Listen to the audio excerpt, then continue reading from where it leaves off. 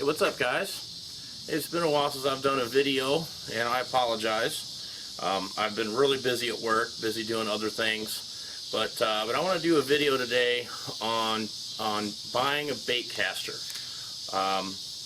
Now, I'm not going to show you how to use a bait caster because honestly, I've only been using them for a couple years. But I want to show you things that I had learned while I was trying to learn how to use a bait caster.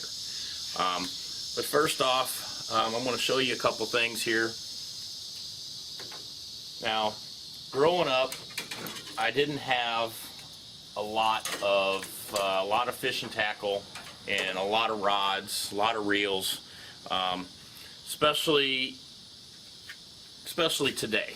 There's a lot of stuff out there, a lot of new things that were not around when I was, say, like a teenager or pre-teens. Now I'm 37 years old right now. I'm 37 years old, and so there's a lot of stuff that I'm still learning about fishing. But those of you that might recognize this is your spinning rod, your spinning reel and your spinning rod. Now, when I'm out there bank fishing, or even in the boat, and I see people, I don't know, out on the bank fishing, I see a lot of people still using these, and that's great. That's great that they're using these. But I also get asked, hey, you know, how do you use a bait caster? Well, it takes a lot of practice. But I want to show you something else too that I used to use, and you guys might recognize this. This is an old Zebco. And I'm sure there's still people out there that still use these, but I used to use this before I was throwing bait casters.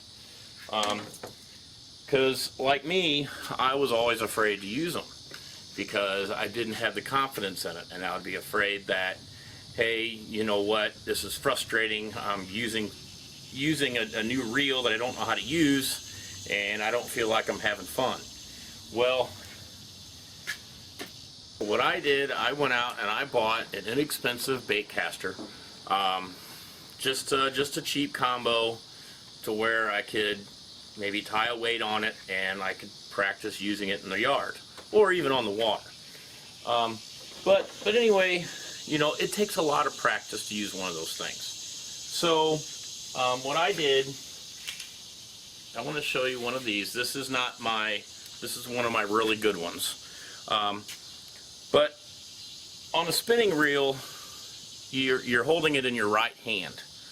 Well, they do have bait casters that you can hold in your right hand. If you want to, if you feel like that you need the comfort and holding the reel in the right hand and reeling the line in with your left. You know, that was something that I was kind of concerned about when switching to an opposite hand, like this one. This one I hold in my left hand. So it does feel a little weird, and it does put you out of your comfort zone. So what I did, I bought this one. Well, not this one in particular, but I bought one like this. This is a Daiwa Tatula. Now this one here, I don't know, for me, I switch back and forth. For me, it's, you know, I'm right-handed, so it's easier for me to reel into my left because that's what I was always used to.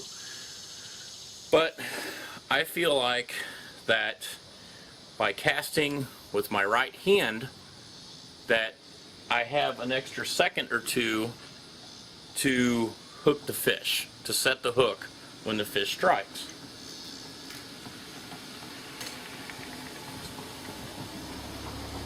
As opposed to using the opposite hand. Because when you cast with the opposite hand, you're switching hands so you can reel in. So you're losing that extra second or two to set the hook. But now let's go back to this Zebco here. Now it's pretty similar to a bait caster.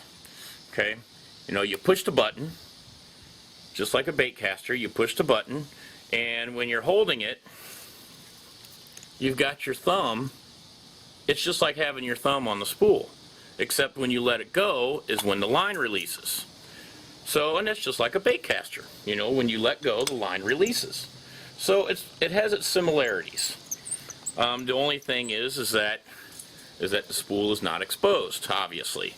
So when you get used to holding the spool down with your thumb, and you've got that line that's free, when you got the button that's free, that spool is going to move. So you use your thumb to kind of help control that spool. Now, and it's kind of similar to this too, just a little different.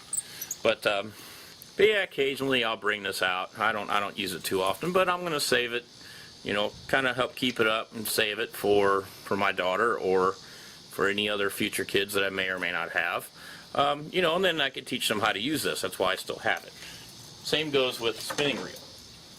But if you're using, but if you do go buy a bait caster and you get out there and you don't like it, okay, you're not spending hundreds of dollars on a combo.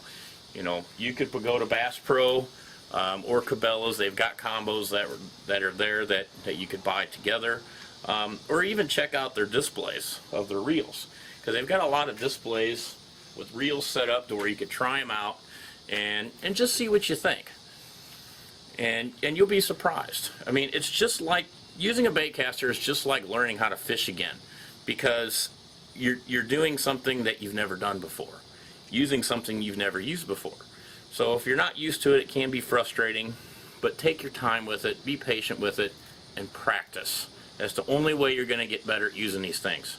Now these, you get a lot of backlash, and I will admit I still get a lot of backlash, but you know, it does get frustrating, but you just got to slow down and be patient with it.